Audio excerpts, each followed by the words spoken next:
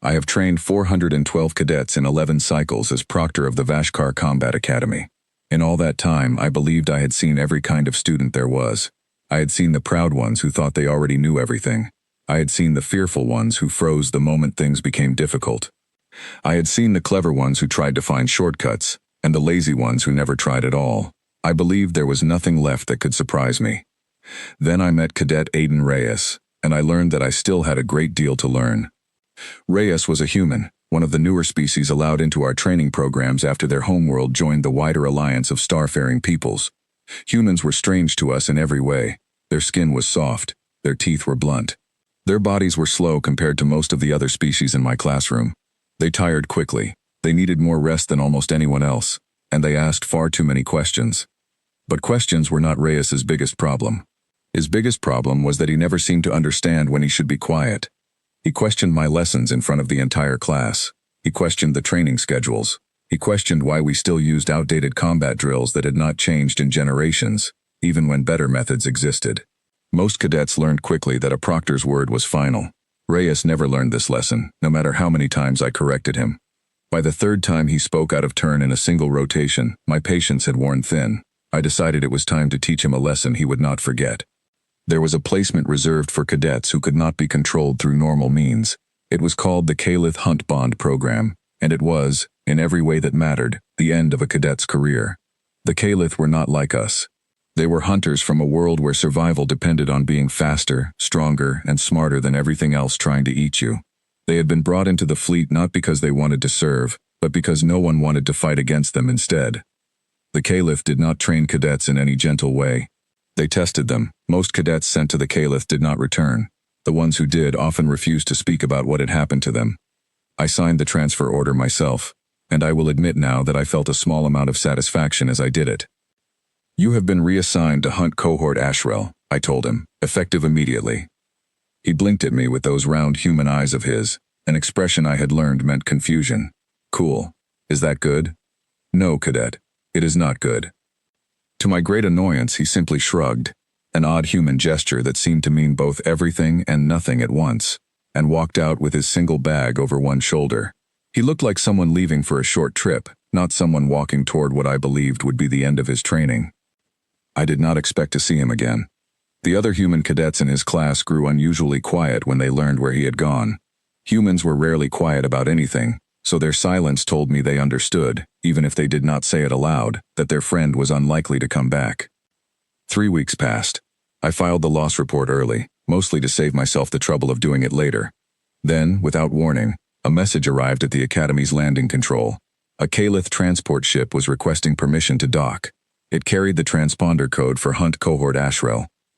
I told myself it was likely nothing more than a routine supply run, or perhaps the return of Reyes's personal effects, delivered as a formality before his name was removed from our records.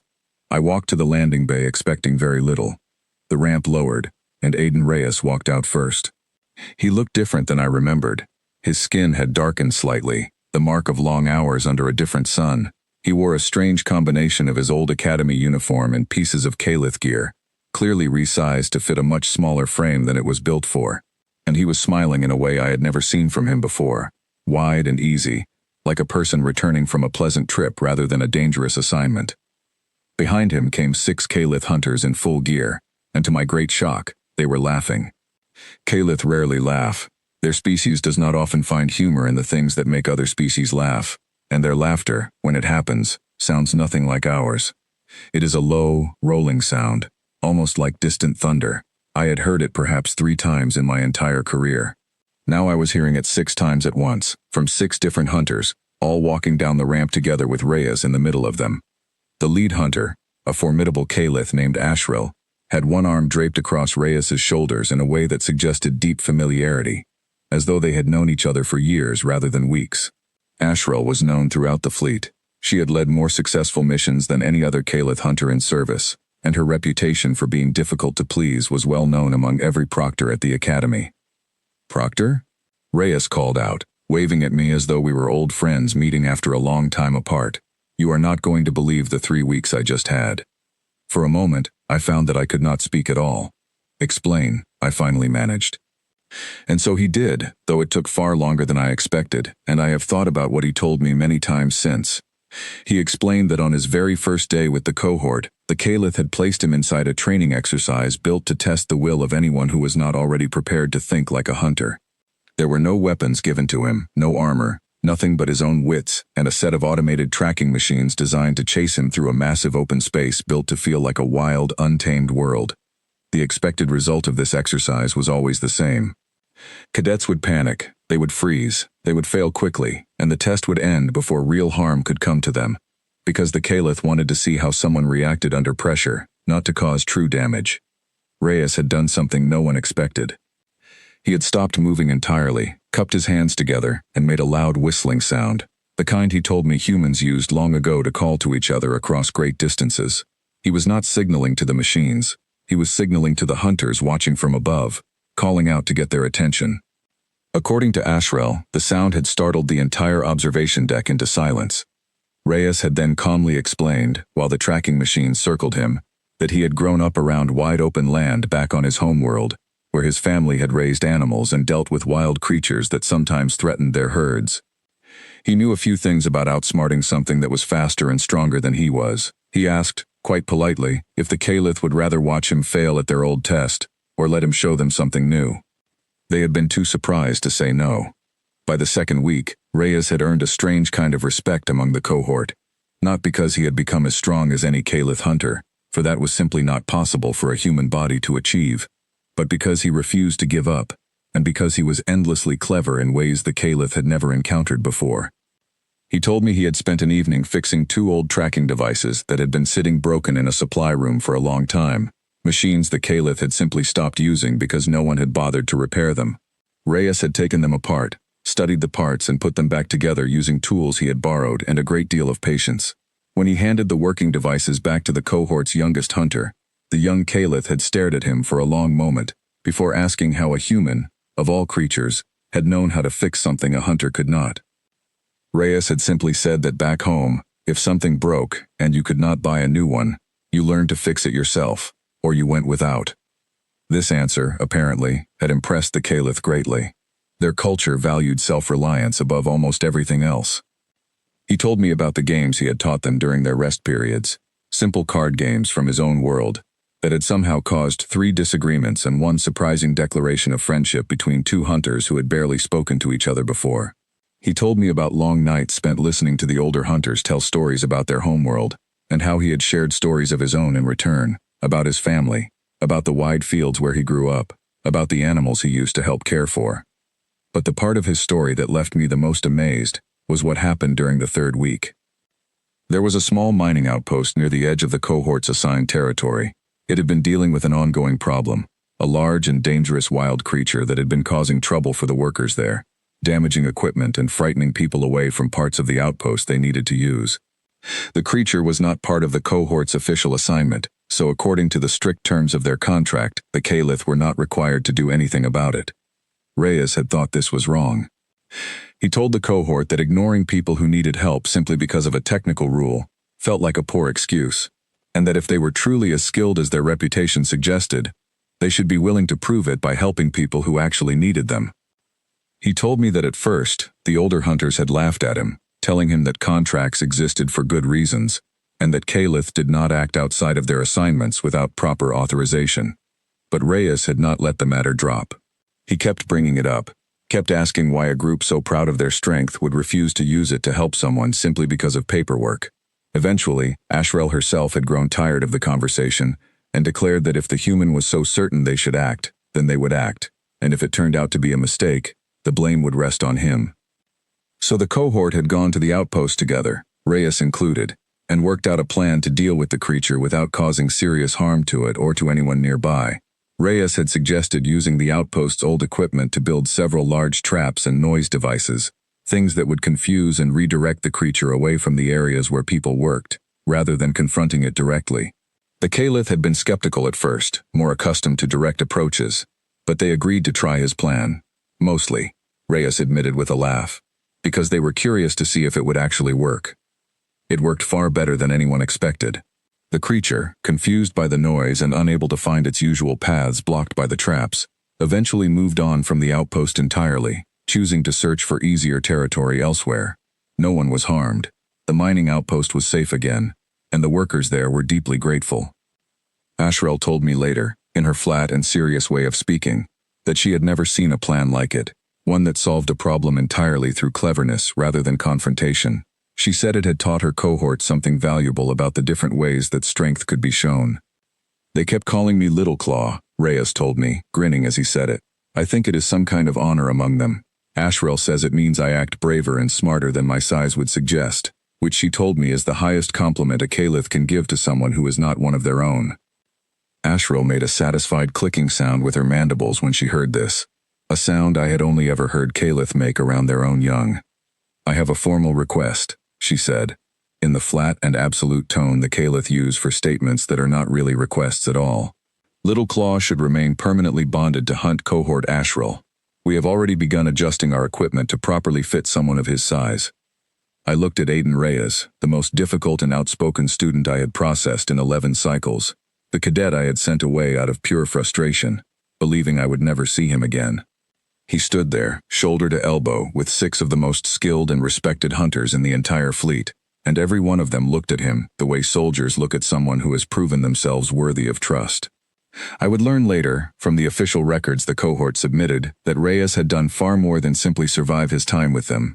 He had helped solve 2 other problems during his 3 weeks there, both using clever thinking rather than force, both earning the cohort recognition they had not expected. "I sent you there hoping you would fail," I admitted to him, because there seemed to be little reason to hide the truth any longer. Reyes only smiled wider at this. "Yeah, I figured that out pretty early on. Turns out I am pretty good at making friends with people who were supposed to be difficult." I did not know what to say to this, so for a long moment, I said nothing at all. Word of what had happened spread quickly through the academy. Other proctors, who had once joked with me about sending troublesome cadets to the Kaith as a kind of punishment, no longer found the joke amusing. Several of them came to speak with me privately, asking questions about what exactly had happened during those 3 weeks, wanting to understand how a single human cadet had managed to change the minds of an entire Hunt cohort that had, until then, shown little interest in cooperating closely with anyone outside their own kind. I did not have a simple answer for them. I still do not even now after months of thinking about it. What I do know is that Reyes did not change the Kaith by trying to become like them. He never pretended to be as strong as they were, or as fast, or as skilled in the ways they had trained for their entire lives. Instead, he brought something different to them, a kind of stubborn kindness paired with clever thinking, and a willingness to keep trying even when everyone around him expected him to fail. In the months that followed, Hunt Cohort Ashrel requested Reyes as a permanent liaison between their unit and the wider fleet. It was an unusual arrangement, one that had never existed before in quite the same way, but the results spoke for themselves. Under this new partnership, the cohort took on more assignments that involved protecting outposts and settlements, work that had once been considered beneath their skills, work they now approached with a new kind of pride. Reyes visited the academy from time to time after that, always with stories to tell. He told me about the day the youngest Kaith hunter, still clumsy and unsure of herself, successfully repaired a piece of equipment on her own for the first time, using the very same lessons Reyes had first taught her.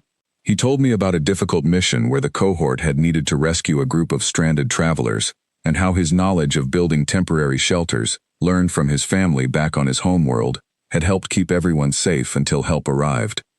He even told me, with a great deal of pride, that 3 young hatchlings born to members of the cohort had been given names inspired by his own family, a tradition the Kaith normally reserved only for their closest kin.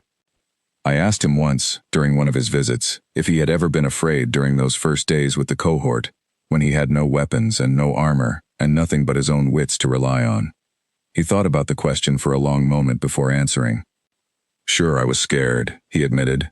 "Anyone would be. But being scared does not mean you stop trying. It just means you have to think a little harder about what you are going to do next." I found this to be a strange kind of wisdom, simple in its words but not simple in its truth. I have trained 412 cadets across 11 cycles, and in all that time, I never once expected that the lesson I most needed to learn would come from the cadet I had tried hardest to be rid of. These days, when other proctors joke about sending a troublesome cadet to the Kaith as punishment, I no longer laugh along with them. I simply remind them of Cadet Reyes, and the joke usually stops there. The Academy has since changed some of its old policies. The Kaith Hunt Bond program is no longer used as a punishment for difficult students. Instead, it has become something closer to an opportunity, offered only to cadets who show a particular kind of determination, the same stubborn spirit that Reyes carried with him into that first, frightening exercise. I still remember the way he looked walking down that ramp, surrounded by hunters who had once been strangers to him, and were now something closer to family. I remember thinking, in that moment, that I had been wrong about him in almost every way that mattered. He was not the troublesome cadet I had believed him to be. He was simply someone who had not yet found the right place to show what he was truly capable of. Sometimes, the students who challenge us the most are not the ones who fail to understand our lessons. Sometimes they are the ones who are waiting for a lesson worthy of their attention. I think about that often now, whenever a new class of cadets arrives at the academy, full of questions and impatience and the kind of confidence that has not yet been tested by real difficulty. I look at them differently than I once did. I wonder which of them might surprise me the way Reyes did, if only given the chance. It has been 6 months since that day in the landing bay, and Hunt Cohort Ashrel continues to grow in reputation, known now not only for their skill, but for the unusual friendship at the heart of their unit.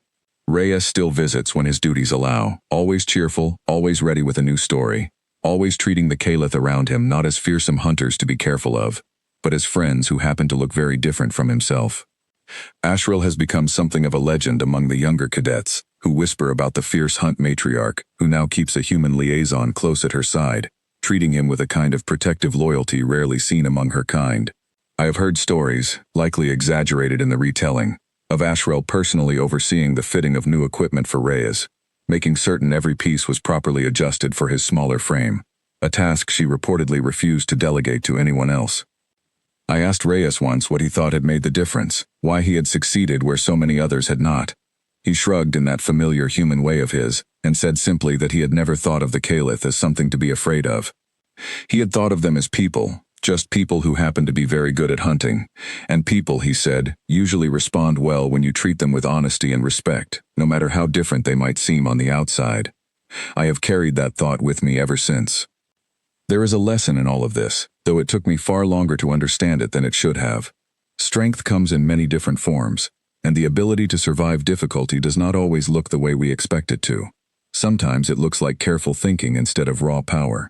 Sometimes it looks like kindness offered freely, even to those who seem unlikely to accept it. Sometimes it looks like a young cadet, standing alone in an open field, whistling loudly enough to catch the attention of hunters who never expected to be surprised. I no longer see the Kaith Hunt Bond program as an ending for difficult cadets.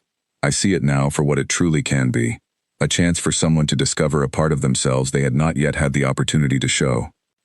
And whenever I begin to doubt whether a student sitting in my classroom has what it takes to succeed, I remember the sound of Kaith laughter echoing through the landing bay, and the sight of 6 fearsome hunters walking alongside a smiling human who had once been sent to them as a punishment, and had returned instead with something far more valuable than any lesson I could have taught him myself. He returned with friends. And in all my years as a proctor, I have come to understand that this, more than any skill or any strength, is the truest measure of success.